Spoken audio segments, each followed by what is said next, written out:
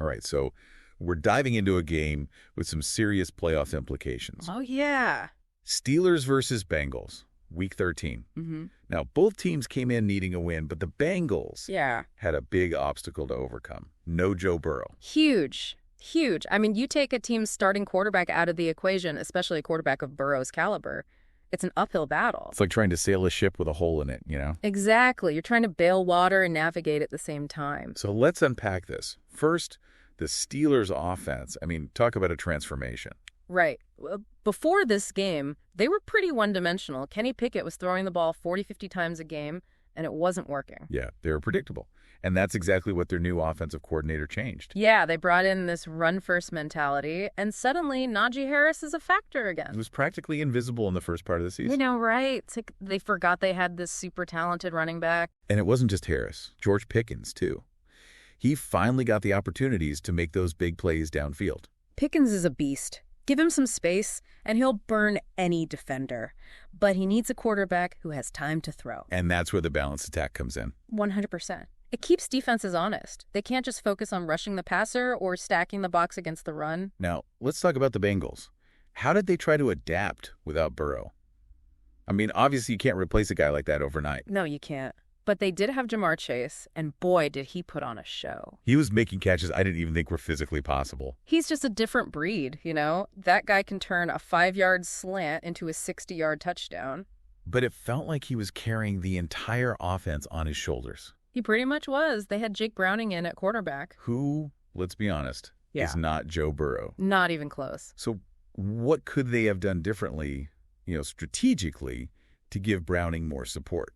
Well, they definitely could have simplified the playbook. More short passes, more screens, anything to get the ball out of Browning's hands quickly and into the hands of their playmakers. Make it easier for him to manage the game. Exactly. Don't ask him to do too much. They also could have tried to control the clock more, keep their defense off the field. Because that Steelers defense, they were terrifying. Oh, man.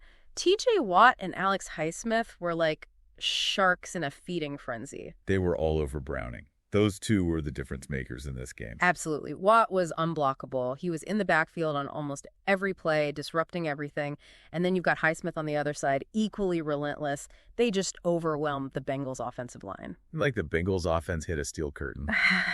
Yeah, that's a good one. But you're right. It was that Steelers defense that won them this game. And we can't forget about special teams. Oh, yeah, absolutely. Special teams are so often overlooked, but they played a huge role in this one.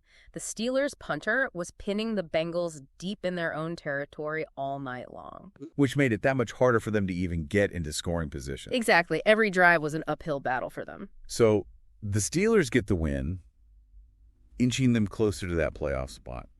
But for the Bengals, this loss raises a big question. Yeah, can they make a run without Burrow? It's going to be tough. They need to figure out their offense, and fast.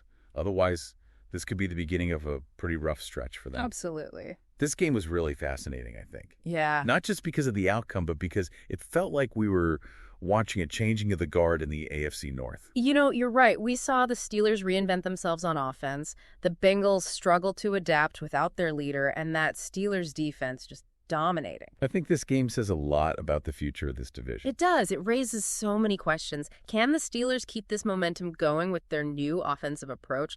Can the Bengals find a way to stay competitive without Burrow? And how will the rest of the division respond to these shifts in power? This is just the beginning, and I can't wait to see how it all unfolds. Mine either. So much is up in the air, and that's what makes it so exciting. This is going to be a wild ride. Buckle up. That's it for this deep dive. Thanks for listening. We'll catch you next time. See you then.